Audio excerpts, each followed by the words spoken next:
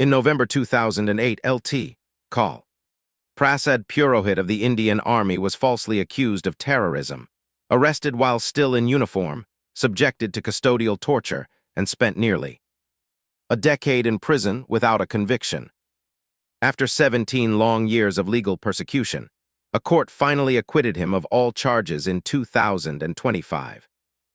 There were no candlelight vigils, no anguished statements from European NGOs, and no sermons on human rights from American politicians. An innocent officer's career was destroyed, his family's honor dragged through the mud, yet the self-appointed guardians of global conscience remained conspicuously silent.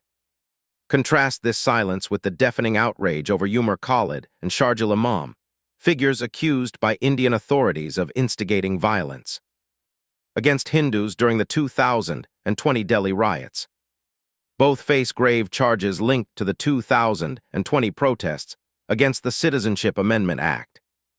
Khalid, a former student leader at Jawaharlal Nehru University, is accused of being part of a larger conspiracy, with investigators citing speeches and communications intended to incite violence. The Imam was arrested for inflammatory remarks calling for the severing of India's northeast and has been linked by investigators to terror planning. Here, certain American politicians with no skin in the game are falling over themselves to demand their release. The hypocrisy is impossible to ignore. Jurisdictional overreach here is how it panned out. In early December, in a handwritten note, New York City's first Muslim mayor, Zohran Mamdani, addressed Khalid, an Indian student activist who has been in custody since 2020 under the Unlawful Activities Prevention Act on charges linked to the Delhi riots. The Delhi riots left 53 people, mostly Hindus, dead and more than 700 injured. In the brief message, Mamdani, whose mandate does not extend beyond local governance, wrote, "Dear Umar, I think of your words on bitterness often, and the importance of not letting it consume oneself. It was a pleasure to meet your parents. We are all thinking of you."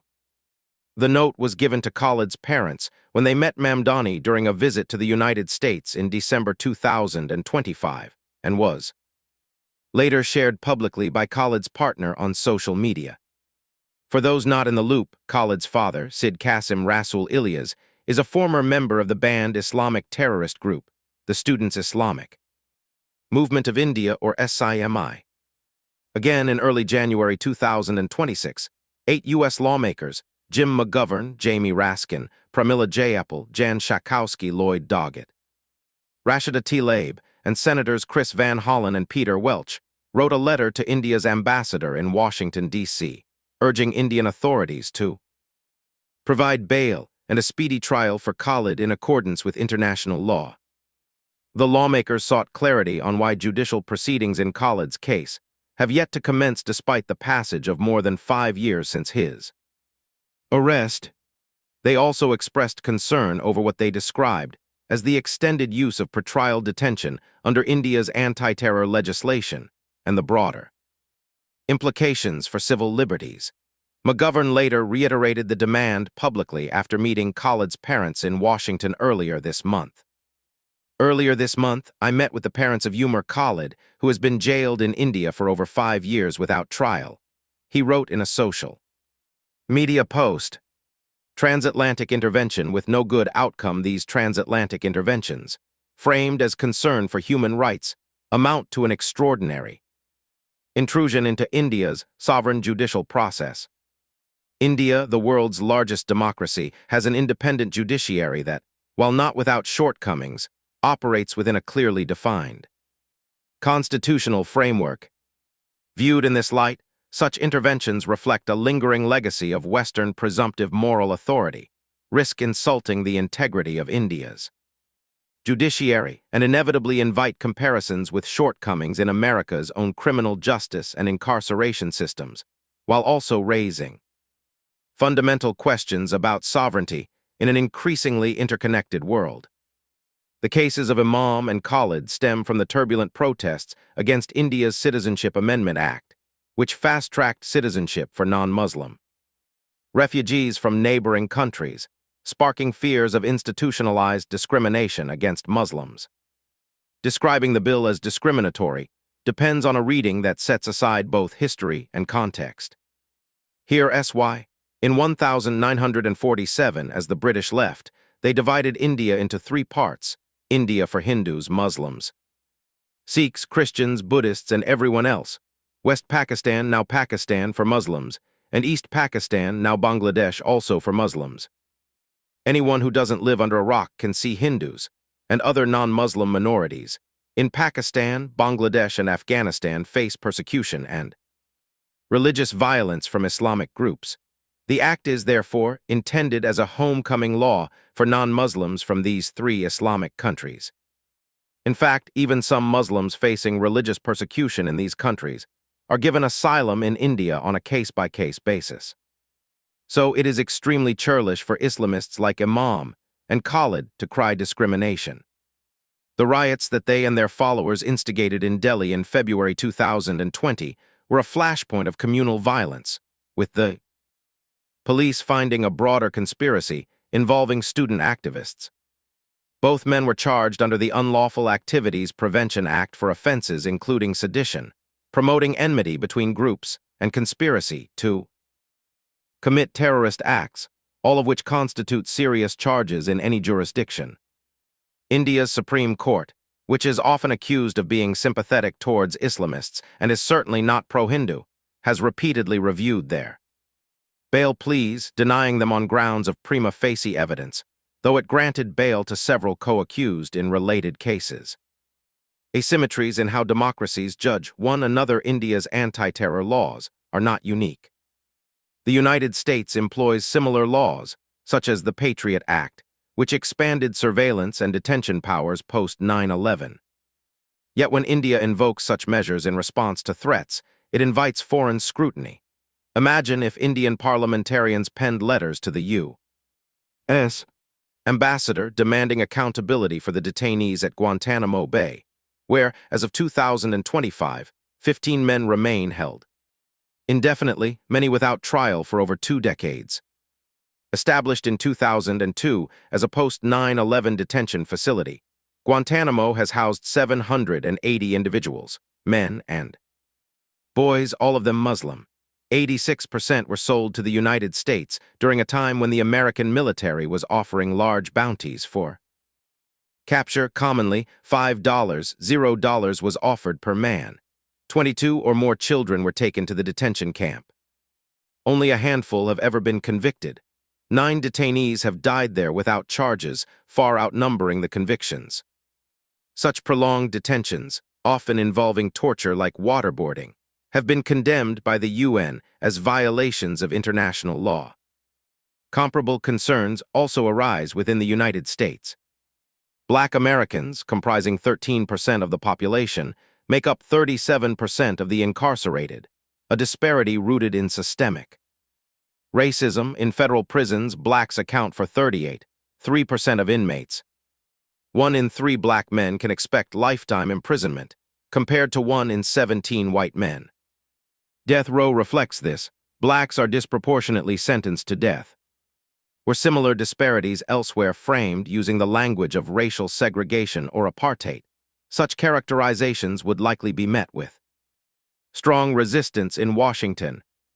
Then there's driving while black, a phenomenon where black drivers are stopped at rates far exceeding their demographic share. In cities like Minneapolis, blacks are 5 times more likely to be pulled over than whites. In Chicago and San Francisco, 4 times. These stops often escalate fatally, as in the cases of Philando Castile and Daunt Wright, unarmed black men killed during routine traffic encounters. Since 2017, over 800 people have died in U.S. traffic stops, with blacks comprising over 25% despite being 14% of the population. Mass shootings, another American epidemic, claimed 408 lives in 2025, the lowest in 5 years but still averaging more than 1 per day. With 420 killed and 898 wounded across 425 incidents, these tragedies highlight persistent challenges in gun regulation and public safety. Were Indian officials to raise similar concerns in human rights terms, Such commentary would likely be viewed in Washington as unwelcome interference. By contrast, when American lawmakers raise parallel critiques of India, they are often presented as expressions of principled concern rather than intrusion. This asymmetry is rooted in historical power imbalances that continue to shape global discourse, wherein Western democracies often presume the moral authority to scrutinize and instruct the global South. But India's democracy, with its vibrant press, opposition parties, and electoral turnouts dwarfing America's, needs no such tutelage. The interventions by Mamdani and the 8 lawmakers risk straining Indo-US ties at a time when strategic partnerships against China are paramount. The lawmakers behind the pressure campaign to understand these interventions, one must profile the actors involved. Jim McGovern, the Massachusetts Democrats' public statements and legislative actions have consistently reflected a critical posture toward India's policy decisions. McGovern has described India's Citizenship Amendment Act as fundamentally discriminatory for excluding Muslims, a characterization that places him among prominent critics of the current Indian government. Taken together, his remarks and initiatives form part of a broader pattern of congressional engagement that challenges India's domestic legal and political choices. McGovern has also engaged with advocacy organizations such as the Indian American Muslim Council, IAMC, which has been criticized by some observers for its positions on India and alleged links through individuals associated with it to the now-banned Students' Islamic Movement of India, SIMI. IAMC testified before the Tom Lantos Human Rights Commission in 2016 on human rights in India, and McGovern has echoed concerns raised by the group regarding the treatment of religious minorities. Jamie Raskin, the Maryland Democrat and constitutional law scholar, is a prominent progressive and serves as vice chair of the Congressional Progressive Caucus. In 2019, Raskin, then co-chair of the so-called Freethought Caucus, led a group of 15 members of Congress in urging then Secretary of State Mike Pompeo to support a set of Indian civil society activists, including lawyers Indira Jaising and Anand Grover. The intervention followed actions by India's Central Bureau of Investigation, which had filed a criminal case against the lawyers' collective over alleged misuse of foreign funds. Raskin and his colleagues expressed concern over what they viewed as the broader implications of these proceedings. In 2020, Raskin also criticized India's decision to halt Amnesty International's operations in the country. In a public statement, he characterized the move as detrimental to democratic norms and called on U.S. officials to raise the issue with Indian authorities. His remarks aligned with concerns expressed by a range of international advocacy groups regarding civil liberties and freedom of association in India. Pramila Jayapal, born in Chennai in 1965, she is an Indian-American progressive who served as chair of the Congressional Progressive Caucus until 2025. She has been a persistent critic of the Indian government's actions in Jammu and Kashmir, particularly following the revocation of the region's special status in August 2019. In December 2019, she introduced a resolution in the U.S. House of Representatives sharply criticizing India's efforts to restore administrative normalcy in a region that has endured decades of Islamist militancy and violence. Notably absent from her critique was any acknowledgement of the subsequent decline in large-scale violence or the Indian government's reliance on administrative and legal measures rather than military force. For critics, this selective focus suggests that continued instability serves certain activist narratives better than demonstrable on the ground improvements. Her resolution and public criticism prompted an unusually blunt response from India's External Affairs Minister, S. Jaishankar, during his visit to Washington for the India-US 2+2 dialogue. Jaishankar stated publicly that the resolution misrepresented conditions in Jammu and Kashmir and said he was not interested in meeting Jayapal. Given her position, according to U.S. media reports, The Indian side later requested that Jayapal be excluded from a planned meeting with a visiting congressional delegation. When House Foreign Affairs Committee leadership declined, the meeting was canceled altogether. Jayapal has consistently aligned herself with advocacy positions that critics argue mirror or amplify Islamist narratives, raising concerns about ideological blind spots rather than principled engagement with India's security challenges. Janice Jan Schakowsky, the Illinois Democrat, serves as a vice chair of the Congressional Progressive Caucus and has consistently supported initiatives that frame Muslims primarily through the lens of victimhood. In 2021, she co-sponsored the Combating International Islamophobia Act, legislation introduced by Representative Ilhan Omar and promoted as a response to rising Islamophobia worldwide. The bill drew criticism from observers who questioned its framing and viewed its objectives as politically selective rather than even-handed. In 2023, Schakowsky publicly urged then-President Joe Biden to raise human rights concerns in his engagements with India during Prime Minister Modi's state visit. In a social media post, she emphasized that respect for human rights was essential to democracy and to maintaining strong U.S. India relations, reinforcing her broader pattern of public advocacy focused on India's internal affairs. Lloyd Doggett, the Texas Democrat, is a longtime member of the Congressional Caucus on India, though his record on U.S. India relations has been uneven. In 2008, he voted against recognizing India as a nuclear power.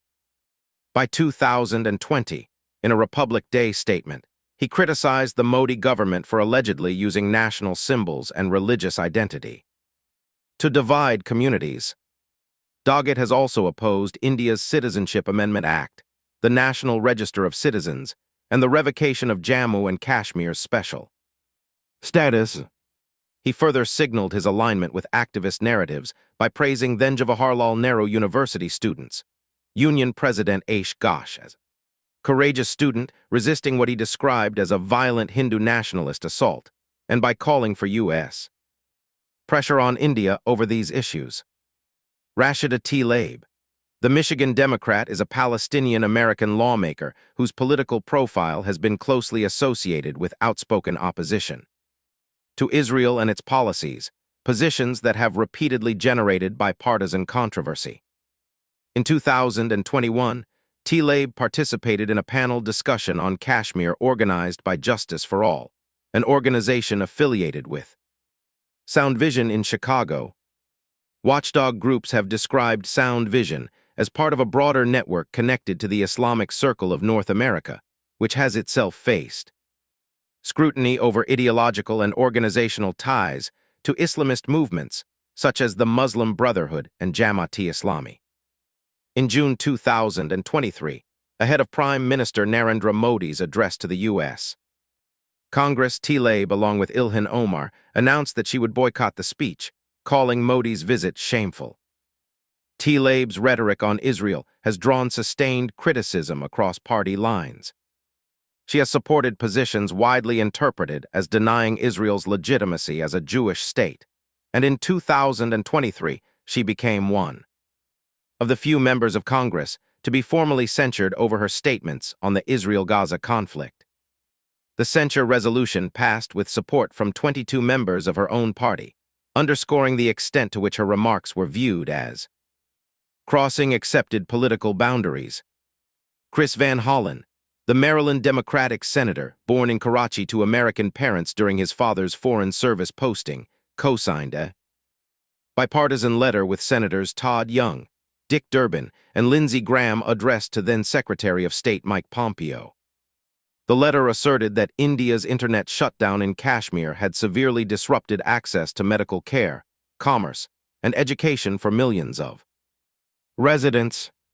Indian authorities and subsequent security developments, however, contested this portrayal, noting that the region soon experienced a marked decline in large-scale terrorist violence. Ilhan Omar, the Minnesota Democrat who was born in Somalia, has been a prominent and controversial voice on issues involving Islam, foreign policy, and India. In 2019, Omar drew widespread condemnation across party lines for referring to the September 11 attacks as some people. Something, a remark she later said was misunderstood, but which many critics viewed as minimizing an act of mass terrorism. She has since aligned herself with advocacy positions sympathetic to Islamist causes globally, and has been a persistent critic of India, particularly on Kashmir and minority rights. With support from like-minded progressive networks in both the United States and abroad, Omar has repeatedly pressed the issue of Kashmir in the U.S. House of Representatives, often adopting positions closely aligned with Pakistan's narrative and calling for U.S. intervention. She has also advanced claims about widespread attacks on minorities and the suppression of human rights in India, assertions that Indian authorities and several independent observers have disputed. In 2022, Omar intensified controversy by comparing Prime Minister Narendra Modi to Augusto Pinochet, the former Chilean dictator, a comparison widely criticized as inflammatory and historically unsound. Conclusion: the hubris of selective human rights advocacy, these profiles suggest a consistent pattern. The positions in question are shaped less by lobbying from anti-India groups than by a particular strain of progressive universalism. While apparently grounded in concern for human rights, this framework too often slides into paternalism when applied to sovereign, pluralistic democracies. India is not immune to criticism, nor should it be, but it is also not a subordinate polity awaiting external instruction. Its judiciary, despite imperfections, is independent, adversarial, and constitutionally anchored. Attempts to influence it through public letters, symbolic interventions, or moral posturing risk reviving an older habit of lecturing rather than listening. They also overlook an inconvenient truth. The United States itself continues to wrestle with profound and unresolved injustices, from indefinite detention to racialized mass incarceration. At a moment of shifting global power and shared strategic challenges, particularly the rise of authoritarian China, the India-US relationship calls for maturity, reciprocity, and restraint. Human rights advocacy that is selective, partisan, rests on public hectoring, or is detached from the local context does not strengthen universal values. Instead, it can undermine sovereignty, inflame polarization, and weaken partnerships between democracies.